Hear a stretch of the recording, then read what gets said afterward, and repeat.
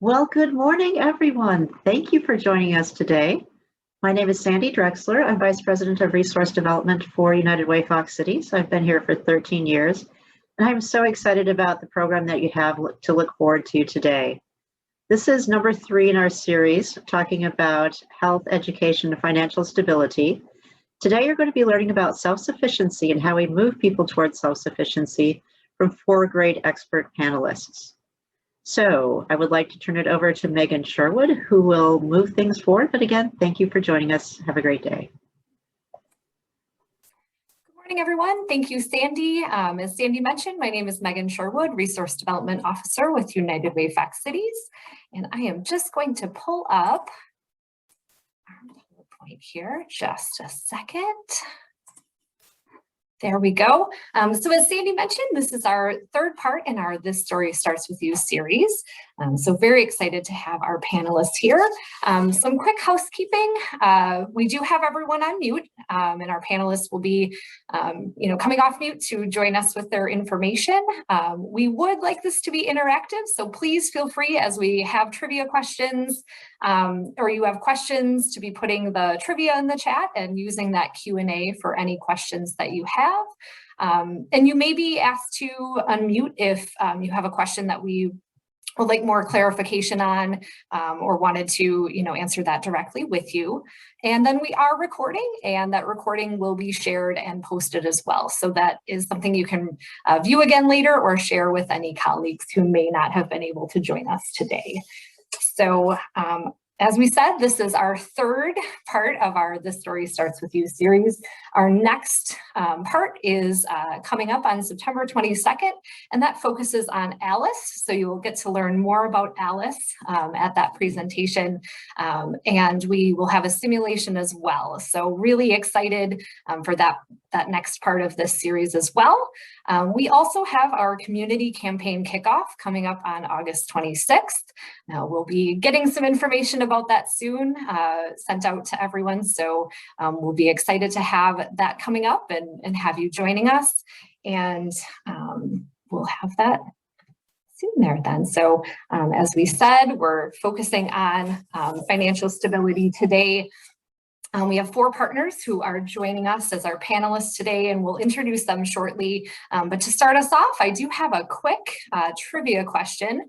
Again, those are answers that you can put in the chat. So this may be a little bit of an easy question if you've attended some of our other panels in the past, but what are United Way's primary areas of focus? And you can type the letter that you think it is in the chat. Health, education, and financial stability for A, B, homelessness, mental health, and aging, or C, children, youth, and families. Again, you can put whatever you think that might be in the chat. I see some coming up here. Great, all of the above coming through there. All of the above, A, great. Okay. So thank you to those of you who are answering. I'm going to go ahead and reveal that. And a lot of you said all of the above. And of course, these are areas that we obviously do focus on. And sorry, there we go. My slide wasn't going. So while the other areas in B and C are aspects that United Way Fox Cities cares and supports, and issues that we support with our partner agencies, our focus is really on these 3 pillars of health, education, and financial stability. So while all of the above isn't technically wrong, we really focus on these main 3 pillars first. So thank you for those of you who joined. We have one more trivia question here. And this is kind of to use your thoughts there of how many, roughly how many after school meals do you think were served during 2020 for families who were experiencing economic hardship during the pandemic? So A, roughly 10,000, B, roughly 50,000, C, roughly 100,000, or D, roughly 120,000. So feel free to put those in the chat. I see some coming in. Variety of answers there. Great, thank you for those of you who who are putting those answers in. I'm going to go ahead and reveal that answer. There we go. And that was D. So over 120,000 after-school meals were served in 2020, which is fantastic. Unfortunate that that need, was there during the pandemic, but really thankful, for our partner agencies that stepped up to provide those meals after school for those in need. Okay. And as we talk about need and we talk about these meals, very obvious that financial stability, as we're looking at this today, doesn't just affect adults, right? This is something that does affect children and can also affect their performance in school. So as you can see here from our most recent leading indicators for excellence, the life study, that economically disadvantaged kids can test 30% lower than their peers. So we know that financial stability and self-sufficiency really doesn't just affect adults, that does affect children as well. So a big area of focus, obviously, is we also look at education. So, we know a lot of times being financially stable doesn't just affect that, it obviously affects a lot of other areas of life as well. And then we just have some by the numbers information related to financial stability as well. So, you can see here that some numbers of supports that were helped this last year through 2020. And very thankful again to all of our partner agencies who are doing the great work, including our 4 panelists here today, to be able to really support the community for all. So I will hand this over to Andrew to introduce our panelists today. Again, thank you everyone for joining us, and very excited to hear from our panelists. All right, thank you so much, Megan, for that great information. And it is my absolute pleasure, and I'm very excited to introduce our 4 wonderful, amazing panelists we have here today to discuss financial stability and the state of it and what solutions they're putting forth as well. So I'm just going to quickly go around and introduce our panelists, and I'm going to give them time to introduce themselves, and then we'll get started with some questions that we have prepared. And we're going to open it up to all of you, our audience. So if you want, I will mention now, you can start typing your questions in the Q&A box or chat. Either one is fine, and hopefully we'll be able to get to all your questions as well. So to start off, I want to introduce our panelists. I'm going to start by introducing Joe Mothy. Joe is the Executive Director at Pillars. He's been the Executive Director since Pillars was formed for 3 years now, and prior to that was at Housing Partnership for 5 years as the ED there, and prior to that, he worked at Kimberly-Clark and Plexus in some human resource leadership roles. So very pleased to have Joe here. So thank you for coming, Joe. Next, I want to introduce Amber. Amber Schrader is at Harbor House. She's Executive Director at Harbor House, and Amber joined at a very tough time in April of 2020 as the ED over at Harbor House. So somewhat still new, and she was previously in the Madison area overseeing a couple of organizations down there for several years. So wonderful to have you here, Amber. Thank you so much for joining us. Next, Sarah Wiley. Sarah is the Director of Strategic Partnerships at Habitat for Humanity.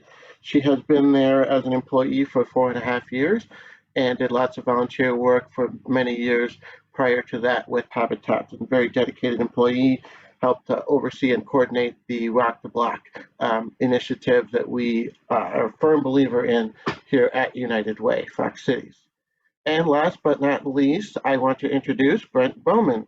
Brent is the Development and Outreach Manager at Rebuilding Together Fox Valley. Brent has been there a little over 2 years, and prior to that, he was the COO and Director of Support Services for Boy Scouts of America in the Bay Lakes Council area. Wonderful to have you here, Brent, as well. Thank you. All right, so I'm going to give our panelists a little chance to introduce themselves now and talk a little about themselves and their agencies. So I'm going to start with Joe. Joe. Thanks, Andrew. Hi, everybody. A quick overview of Pillars is we have a full continuum of service, right? All of it deals with the value of a home and what happens when that home is not in place, either because things have fallen apart and you're experiencing an episode of homelessness, and progressing from there to supportive housing or kind of stable, affordable housing going forward. So when you don't have a place to call home, other things start to unravel and fall apart, and that's our topic today, and it's a great one to talk about.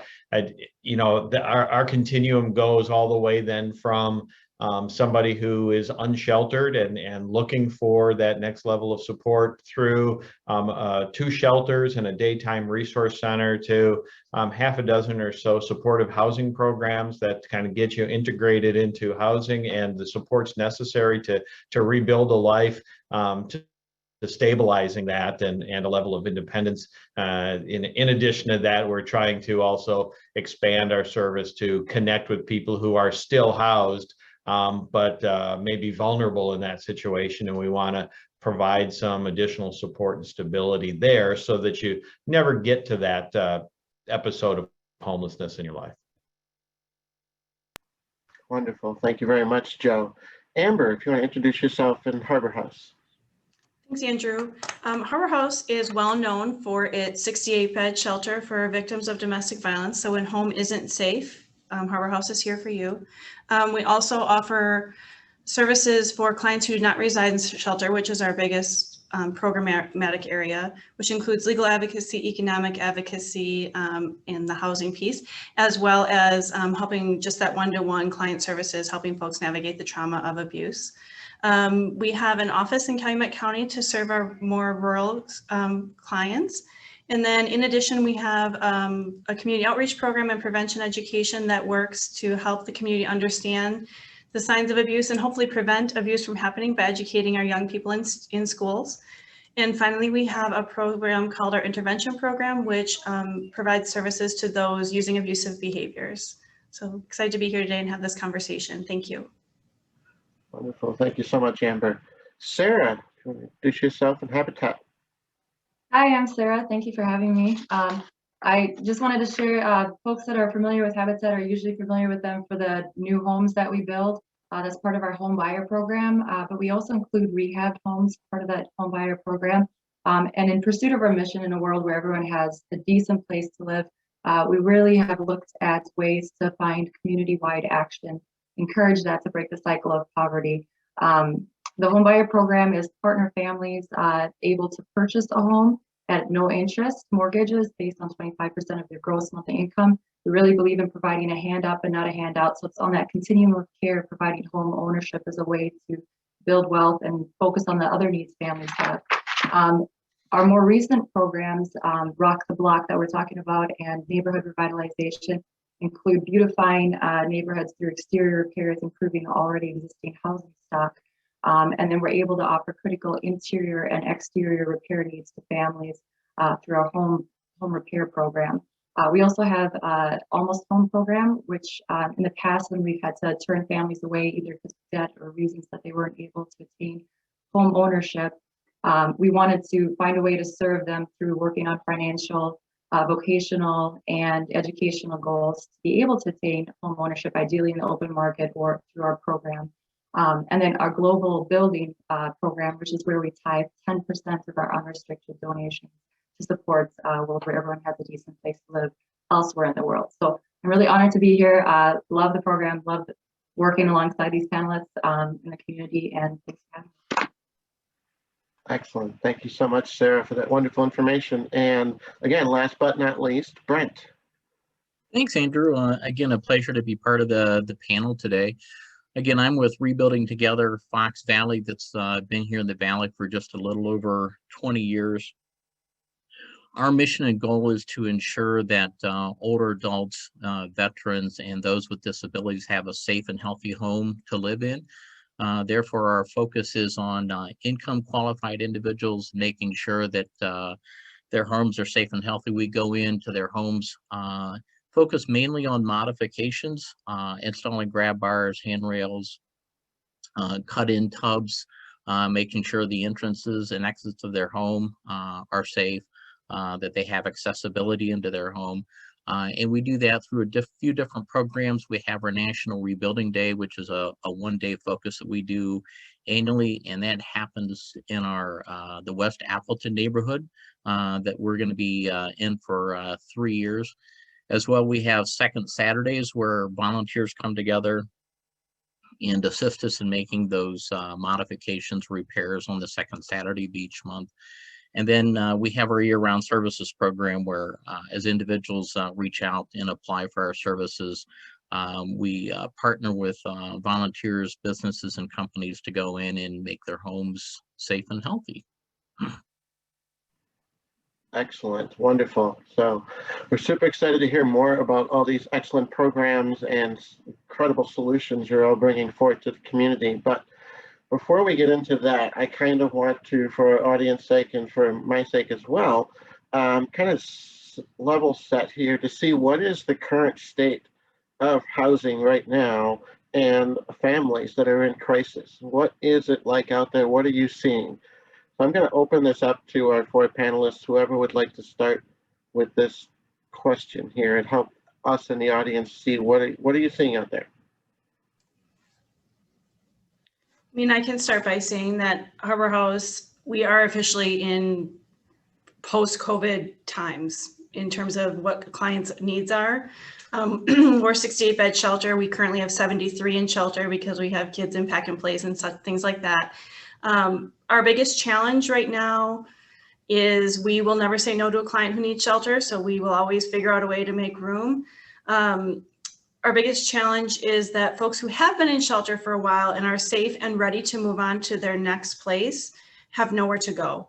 Affordable housing and transitional housing is almost non-existent right now. So we're a little bit stuck in terms of where folks can go to transition on when they're ready to leave shelter and they're ready for that next step. I'm sure, Joe, you could probably speak to that as well. Yeah, our story is the same. It feels like we are post-COVID in terms of operationally and what we're seeing. So we run 2 shelters. Our adult shelter out on College Avenue is 55 beds and mats on the floor. That is full almost every night, and we manage a wait list that ranges from 1 to 20 per night. Now, the thing about wait lists is I don't want to necessarily say that that's 20 turnaways. That's 10 to 20 people who have expressed interest and are waiting to get in, but may have other things in place. Along those lines, we have a street outreach team that's connecting with another 40 or so people every week. And again, those people may cross over on some of the wait lists. At our adult and family shelter on Division Street across from the post office, we've got 78-bed capacity. We're at a practical capacity there, meaning we've got as many people in as we can, giving the arrangement of families and settings, but we've been in the low 70s there, and again with 10 to 20 people on the wait list. So we are seeing demand for all of our services, and the same thing, that next step, all of our supportive housing programs, which is about 70 households that will serve there, are perennially full, as well as our rental housing, our stable housing program. Another 50 households or so there is pretty tight. It's the affordable rental housing in the community is extremely tight right now. Okay, Brent? I guess I can jump in from an older adult perspective. One of the things we're experiencing, so the vast majority of homeowners are older adults, and with older adults, those turning 65, there's about 10,000 a day turning 65. So that baby boomer generation just keeps growing each and every day. But one of the things we're experiencing is a lot of those older adults are living in pre-World War II homes. So about 20, I just know here in the Valley, about 22% of the homes are pre-World War II homes. So they don't have the lighting, they don't have the steps, they don't have the ventilation, some of the electrical issues that folks are dealing with. And those are the homes that we find ourselves going in to make modifications in. I've been in homes where typically the laundry, washing and drying is downstairs in the basement. And some of these older homes don't even have handrails going down the steps in the basement. So then you have this older adult trying to walk down the steps, carrying their laundry. They end up tripping and falling. Here in Wisconsin, for those who don't know, we have one of the highest fall rates of any other state in the country. And right now, about every 19 minutes, an older adult dies from a fall, and every 11 seconds, an older adult ends up in an emergency room. The cost for a fall in a hospital for an older adult is about $30,000. So you can see very quickly how an older adult can potentially be financially stable, and then all of a sudden a fall can put them on the other side of that stability issue. As well as falls are just expensive, then it provides a burden on their families and their caregivers and those others that are trying to take care of them. So that's what we've been experiencing most recently here in the Valley. And speaking to the older homes that Brent mentioned, we see a lot of that. So with our home repair program, just talking about the just critical needs, talking about safety and code violations. When you look at foundational concerns, roofing, where it's so bad at this point because the cost is so high for families to be able to afford it. We have a wait list for our next application cycle of 42 already, and turning away calls from referrals for Advocate, many other agencies that do similar weatherization type work because the need is so great. And it's just difficult to meet it in all different areas. People outside of our service area with no resources, even through maybe city grants that are available. There's just such a high need for these older homes. For some of those basic needs, the critical interior and exterior, not even looking at how to improve safety. So yeah, the need is high. I think it's great. And then, speaking of cost burden, for a lot of these families that are able to find transitional housing for temporary rental opportunities, they're spending 50-60% of their income on housing. And this, limits their ability to get basic other needs, food, healthcare, some of those other life things that you need. Thank you so much for all of you for that insight. I was busy trying to take all these notes here. You're giving such great information. So we definitely have a capacity issue at the shelters and other places, and we have an issue of moving them on to the next step to find affordable housing and just housing in general. But let's get into the range of support and solutions that all of you offer, and kind of talk a little bit about your role in that, because we really here have great representation across the spectrum of different services along that housing continuum, if you will. So I'm going to start with Amber. If you can kind of talk about housing support solutions you offer and your role in that at Harbor House. Yeah, so Harbor House is really that when home isn't safe. And so many people think of home not being safe as physical abuse, which certainly that exists. But what's so much more prevalent, and I think relevant to our conversation today, is financial abuse. Most people who come to shelter have no credit. They have, because it's been taken from them, whether somebody has put their name on an electric bill and never paid the bill, and now they can't get electricity even if they could find a home. They could have nothing in their name. So they could have been paying for a car, but it's not in their name, and now they don't own a car. They have no home in their name. They have legitimately nothing. So they either have decimated credit or no credit, and they have nothing to their name. So they're really starting from that ground zero. And that's not even talking about the trauma of abuse. So that is where Harbor House really is stepping in and providing solutions. Really trying to work on removing some of those barriers and establishing those things while we start working on the trauma. Though honestly, the housing market is so bad right now that we often spend way more time on housing and don't get to dealing with the trauma, which is what we desperately need to provide. So we're spending an incredible amount of time on housing. I'm going to move next to Joe at Pillars to talk about that, because they're kind of next in line, if you will, in the solution continuum. Yeah, I talked a little bit about our continuum. So if somebody's in a spot where they're suffering because they don't have a place to call home, I'd say we do three main things for them. And the first thing is to stabilize, regardless of where you are. If you're under the bridge, in your car, in shelter, in a housing program, in a place where you do have a key to the front door, we want to stabilize that. That's the best thing we can do, because then we can build from there. The next thing we want is continuity of services. So we don't want a lot of in and out. We want to have some time, because you don't get to a point of homelessness or housing insecurity typically overnight. In Amber's world, sometimes it is more of an overnight fleeing a situation.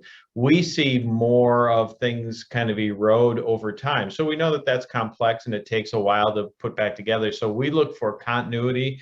And then the other thing we're looking for is progress. Are we getting to a point where our health is getting better, our economic ability to increase income and manage that income is better, but we're making progress on mental health stability, physical health, and kind of economic well-being of your household. That's what we're trying to do, knowing that we're in it for the long game to set you up for a spot where you're not going to need those services again, because you've achieved financial stability to the greatest level possible for you and your household.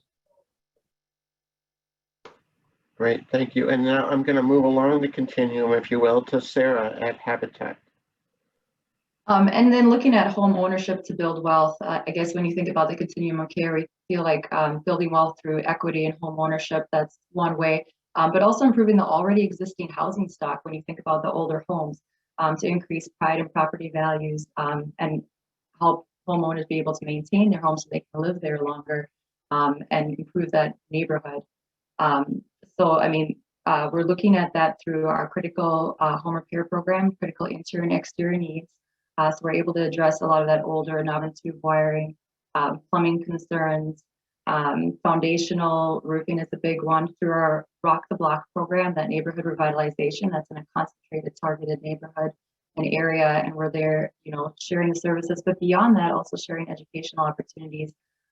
As part of our home buyer program, you know, introducing them to home maintenance class. They're going to be a homeowner. How do you maintain your home? What do you look for? Also through financial education, offering Financial Peace University, connecting them with a budget coach. For the homeowners in Rock the Block and Home Repair, they have access to that home repair maintenance class, as well as being a good neighbor. So we have a good neighbor class. So just maintaining what they already have, improving that already existing housing stock, and making it affordable so they can do those needed repairs. Right. And then Brent. Yeah, and then again, I said most of our focus is on older adults, as I mentioned, which is one of the fastest growing populations at the moment. I think they believe they said by 2035 or 2040, 25% of Wisconsin's population is going to be 65 plus.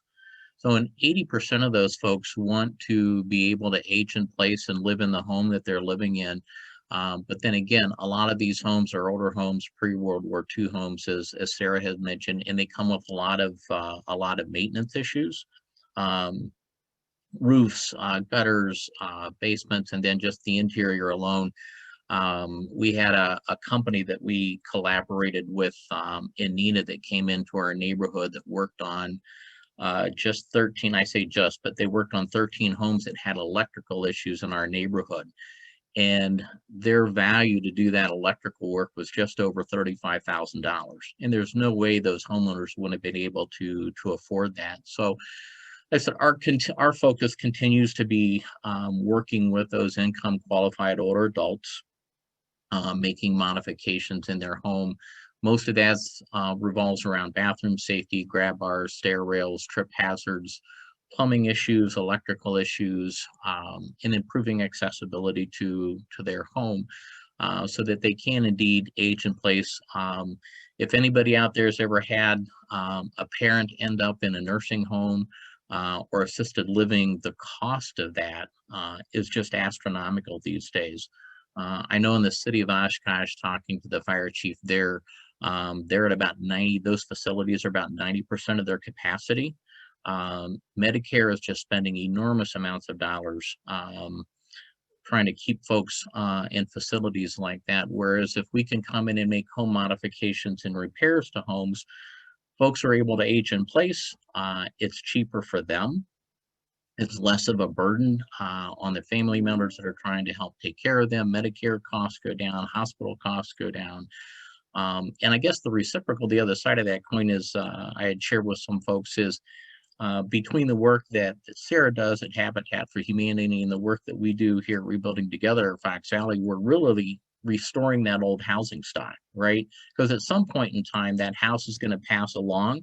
to a family member, or it's going to enter back into the market. So this housing that everybody is talking about that is of a great need here in the Valley, by doing the work that our two organizations do, we're really restoring some of that older housing stock so that it's going to be there and be available for those folks who need that housing stock down the road.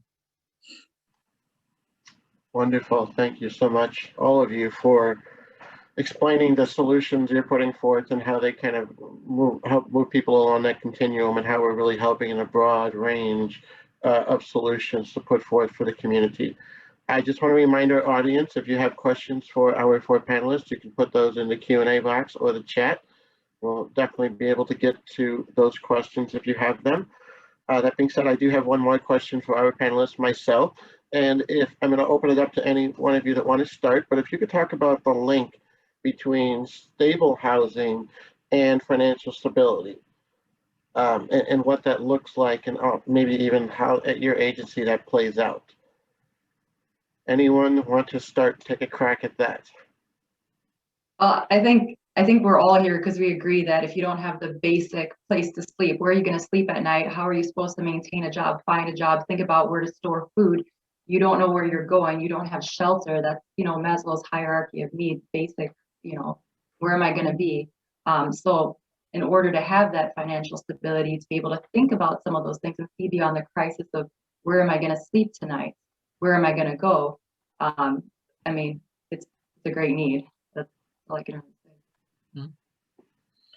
Then again, I think from an older adult perspective, as we retire, oftentimes our income goes down, or you're relying solely on Social Security. So from a financial stability standpoint and how that connects to stable housing, and not to sound like a broken record, but maintenance costs for homes, as Sarah had mentioned earlier, can be very large, particularly for a pre-World War II home. For us, an average home modification cost about $435, and a home needs, depending on the home we go in, that can be anywhere from 8 to 10 items. So you're looking at $2,500 to $5,000 just to go in and modify a home to make it safe and healthy for somebody. So if that older adult doesn't have a means in which to repair their home or make their home safe, then again, they're going to end up having a fall, which is the biggest thing that we see. And then those costs are going to get out of control, and then they're not going to have that financial stability that they may have right now. Or to your point, Brent, about having to choose, like our families choosing between, can I have a meal for my family tonight? What are we able to eat versus I need to get my roof repaired? That shouldn't have to be a choice families make. Oh, I agree totally. And a lot of times they'll make that choice because they don't have any other choice to do that. So you're absolutely correct. Yeah. Go ahead, Joe. Go ahead, Amber. Okay. I was going to say, for us, that choice about stable housing is the choice to be stable and safe and secure, or I could be stably housed and lived with somebody who's using abusive behaviors. That's where we're at when we think about our clients. So the link to financial security, it just all starts with that safety. And if we're not safe at a core, you cannot be stable in any other way. So that's for us where we see it. Yeah, I'll just share a quick story. I was talking to one of our case managers a week ago, and just asked how her day was going. She said, I'm having a good day because we have somebody who's graduating from our It Takes a Village program. That's one of our supportive housing programs that is targeted towards individuals who have experienced chronic homelessness and have some level of disability, physical or mental or emotional disability. So that's a big deal when somebody comes through that. It was about 3 years a person was in the program. And as we were reflecting on it, Crystal talked about, she says, I remember him really well because he was my first one that I had like as a new case manager that I came in from the beginning. And she said, I remember when I met him and he had to sign his program documents and we explained what we were doing and all that. She said, what sticks in my mind is his signature. He signed those papers and his signature was so shaky that you could barely read it. And it was a reflection of anxiety and a lot of things at play. And then she said, wait a second. And she went and got his signature from the last paper he signed saying that he was graduating from this program. And and put them side by side and said, look at the difference between these signatures. And the last one was clear and deliberate, and it had a confidence about it that wasn't in the first one. And that happened in 3 years. That happened in 3 years of being in a place where you had a key to the front door, you had what you needed to make progress, work with your barriers and all that. And this person was now employed 20 hours a week, holding a job, plans for the future, and moving to a spot where they would live on their own without those kind of supports in place. And all of that came down to just looking at how somebody's signature on a form had changed over time as a reflection of their mental health, their physical health, and the progress they made. And I think that's reflective of what happens when you put housing and those supports in place is you change. I mean, you physically change in terms of how you interact with the world. I think the other thing, Joe, you made me think of this, that it's really easy when you haven't experienced this to think like, oh, just go get a job and pull yourself up by your bootstraps. And the reality of it is so much more complicated than that. It's so much more than that. I mean, we had a resident recently who a parking ticket literally took her out. It took her out. It repossessed her car, was impounded. That fine for that grew $50 every day. It's just one thing after the other. And even though you're working, you can't get out. You cannot get out from underneath all of that. The systems that are in place that cause lack of shelter, lack of a roof over your head. So I think that's important for us to consider as a community too, that sort of mentality to see the full picture and the barriers that are out there. And I think we all know that. I mean, this topic, right? We don't have to study it a lot. I mean, I think about, when am I better at work? If we're talking about financial stability, and that is dependent to some degree on my employability, when am I better at work? When I've had a good night rest, when I'm not hungry, when I'm not stressed out, when I'm not worried about my kids, when I have a way of getting to and from work that I can count on. All of those things make it much easier for me to, and all of us, to be successful and again have continuity in the workplace and grow. And a lot of us have a ton of margin around all of those things. To your point, Amber, when you take that margin off and one ticket or one car repair or one missed meal or one medicine that you've decided to try and stretch a little farther so that you can do something else, the margin isn't there and it starts to fall apart. And right, I know how we all complain about it. I didn't get a good night's sleep, right? So cut me some slack on this one. Well, all of that is right magnified when you're unstable in some way. That's an excellent point, and I'm so glad you brought that up, Joe, because that's what we'll be focusing on in part 4 with that ALICE population, that asset limited income constrained employee. These are people working, but that margin is so thin that the stress level and the thought process is on a different level of where a lot of us who have a much wider margin and much more comfortable setting to be in. So we'll be focusing on that at the next part, but that does come into play definitely. So we are starting to get some questions rolling in here, so I'm just going to throw those out there. And again, if you want to jump in, feel free to unmute as a panelist. The first question is coming in from Via Lauren Jones, and she's asking, what can we do as community members to better support the work that you all do? Hi, Via. I didn't know you were on today. I love that question. Just participating, engaging, sharing, advocating, I think about the need on all levels, making people aware, and then investing. You can invest through your time, your talents, your resources, obviously. But I think that's a great question. Love it. And I'll jump on. I don't know, Joe, what you guys are seeing, but In the past, Harbor House has been supported by in-kind donations to help run shelter, which would be like pillows and sheets and all the things that we use here. Our shelter is back to pre-COVID numbers, but our in-kind donations are not. So that's an easy way to really help support clients here at Harbor House, is check out our needs list on our website, and then also get engaged in terms of volunteering and all sorts of stuff like Sarah suggested, but that's a really direct way that would be helpful.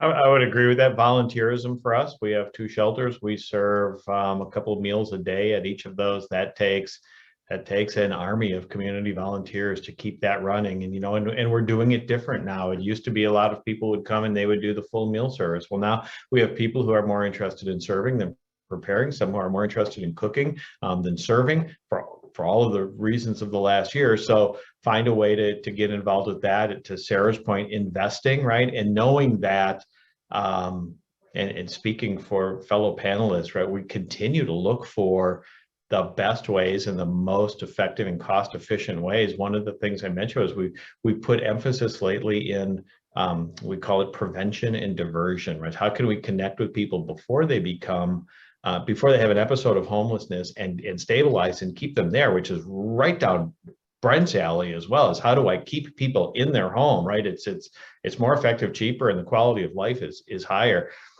Of the people that we see in our prevention and diversion, our stats say within the next 12 months, 90% of them never get to that episode of homelessness. So that's part of that investing. And we continue to look at where do we get the biggest bang for that investment to make best use of the resources we have.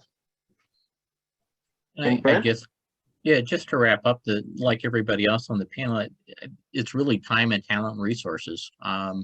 You know, I can go buy a grab bar for $60 and have a volunteer install it, or I can pay somebody to go do it and it's going to be $400. So finding those folks that have their time and talents to share makes a huge difference in allowing us to be good stewards of our dollars.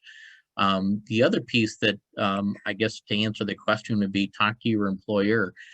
We recently connected with a company here in the Valley that has 90 employees, and they were trying to find a way to make a difference in the community, and they connected with our mission here at Rebuilding Together Fox Valley. And so the CEO of that company gave their 80 employees each 8 hours, and they're all skilled labor. So that's 640 hours of skilled labor that's going to be coming to Rebuilding Together Fox Valley that allow us to be good stewards, allow us to stretch those dollars a little bit further. So I would say, aside from the giving your own personal time as a volunteer and resources, but maybe talking to your company and seeing if they can't go help at a shelter or something like that, of one of, you know, either one of the 4 organizations on the panel today. There's lots of opportunities out there. And I know there's a lot of companies that are changing their culture and want to find a way to give back to the community. Excellent. So some wonderful ways to give back and help support these 4 agencies and a lot of other partners in the community as well. So we have 2 questions that came in from Karen Dickrell. One of them is specific to Brent and the other one's for all of our panelists. I'm going to ask them both at the same time, and I'll start with Brent so he can answer the one and then get into the other one. So Brent, the specific question for you is, with the mention of laundry in the basement, is your program able to move a washer and dryer to the main floor, or is that something beyond your capabilities? And then the question for all of our panelists, also from Karen, is employability skills seem to indicate the types of jobs people can earn. Do you see a need for more attention to job skill building in the future? So I'll start with Brent.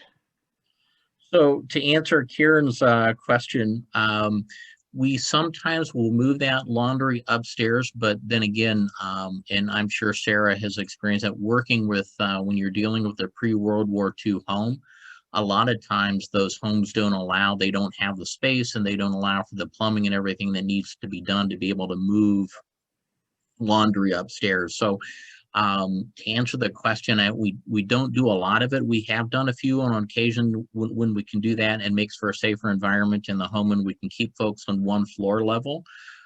We do that, but oftentimes the age of the home prevents us from being able to do that. And then if you want to maybe take a crack at job skill building in the future, do you see a need for that? I guess from a standpoint of being able to I'm not sure that what they're asking, if it's helping the homeowner be able to take care of their own homes. We do offer some classes similar to what Habitat for Humanity does, but having skilled volunteers to be able to help with home repairs is a huge value to us. Anyone else want to chime in on the need for more attention to job skill building in the future? There are opportunities when volunteering to build those skills, right? You get hands-on experience on putting siding up on a home. So those are tangible skills that volunteers on a volunteer basis can get. But yes, definitely there's always an opportunity and a benefit to building skills to be able to be more employable and have a better job, right? Better paying job, better opportunities. Yeah, I guess I would echo what Sarah says and said there's always opportunity, but that is rarely our first, second, third, fourth, or fifth focus. It's way down the line after someone's been engaged and receiving services for a long time, or for a more significant period of time, that we would start thinking about better earning potential. A win would be a $10 an hour job for some of our folks, and that would be a big win, and we would be really happy for them. And I think in all of that too, it's a good time to kind of small victories turn into bigger victories. So that saying about 90% of success is just showing up is probably no more true in our recent history than now, with the amount of job openings out there. But to get in and get some longevity and build some basic going to work, accepting supervision, doing what needs to be done, that builds a base then, because we also know that there continues to be just a gap between higher paying and more skilled jobs than workers we have. But I think you have to get some of those basics in place first about showing up and learning that and being employable, and then you build from that. But I think that in many senses the time is right for that, more so than it's been in a long time. Excellent. Thank you so much for answering that question for Karen. We have another great question that came in from Greg Sikowski. He's asking, what's the biggest thing people don't seem to know about your organization, but you wish they did? An example, like a common misconception or a key piece of information that people have forgotten or they don't even know about. Who would like to start with that one? I would wager to guess we can all chip in on this one, but I'll start. Mine is twofold. Harbor House is not just a shelter. We are much, much more than a shelter. And domestic abuse isn't a women's issue. It's a community issue. It affects everyone in the community. We do not just have women in shelter. So we serve everyone experiencing domestic violence. Excellent, Amber. Thank you. Joe? I think for us, it's, if I could say, housing and homelessness are complex issues. And we've said it before, I think, Amber, you mentioned, it's nice to boil it all down to just go get a job. There's plenty of those out there and everything will be okay. But again, we have to recognize that for any of us, if you got to the point where you've worked through all of your personal relationships and personal capital and everything, and got to a point that there wasn't another alternative for you other than the kind of services that we offer, there's a lot going on there. There's a lot contributing to it, and there's a lot to rebuild. And for most people, that doesn't happen quickly. So it's, like I said before, it's a long game we're playing to be able to put those pieces in place for it to be sustainable going forward. I would just say that for us, we don't give homes away. Families work alongside, they pay for their homes. It's on affordable terms, but it's never just been a giveaway program. These are partner families working poor that put in 300 to 500 hours of sweat equity towards owning their home. They're learning valuable skills, they're participating and actively involved in their success. They have pride in home ownership and they're very deserving. Another thing is that we don't just build new homes. We're investing in the already existing housing stock. We're rebuilding homes, rehabbing homes, blighted properties. To date, we've done 280 home repairs, 501 community projects, and there's an area that's a great need and it's ever growing, especially with our home repair and Rock the Block. There's just a huge need out there. So that would be from Habitat. And I guess for us, it's a couple of things. One is that then again, due to our target audience being that older adult, our services are available for free to income qualified older adults. And I would say 90% of the work that we do are home modifications and not home repairs. And a lot of folks don't know that there's a difference between the two, but there's a very distinct difference. So our repair just really goes in and fixes something that's broken. 90% of our efforts are modifications, and that can be, in a simple example of that is, say their faucet breaks in their house or something like that, or quits working. And instead of going in and just replacing their faucet with the round handles on it, we'll put in the level kind of handles on it. So thinking down the road that adult may have arthritis down the road and their hands may not be able to grab, then they can use their arms to turn on and off the water. And then simple things like a tub cut in, rather than, to redo an entire bathroom is between $15,000 and $20,000. Whereas we can go into a bathroom because they can't step over their bathtub, or maybe they've fallen out of their bathtub trying to get out. For $600, we can go in and do a tub cutout. And even those older adults that are caring for grandchildren, which seems to be on the rise lately, we can put a door in that tub cutout so they can still give their grandkids a bath. So then again, most of ours is focused on modifications to allow them to stay there and live safely. Excellent. Thank you for those wonderful bits of information that maybe not a lot of people know about you. So appreciate that. We do have time for one more question if there are any additional questions that our audience would like to ask. Okay, seeing none come in, I just want to really thank our panelists for their time, their efforts, and all the wonderful work that they do, and all their staff and all the agencies and all the great work that they do. It's absolutely phenomenal. Fox Cities would not be the incredible place it is without the important work that all of you do. So I thank you so much. And thank you for coming on and helping others learn about your agencies and the solutions you're putting forth. With that, I'm going to turn it back over to my colleague, Megan. Megan. Great, thank you. And again, we do have some time, so as I'm kind of wrapping things up, feel free to put any questions that you still have out there in the Q&A or the chat, and we will get to those.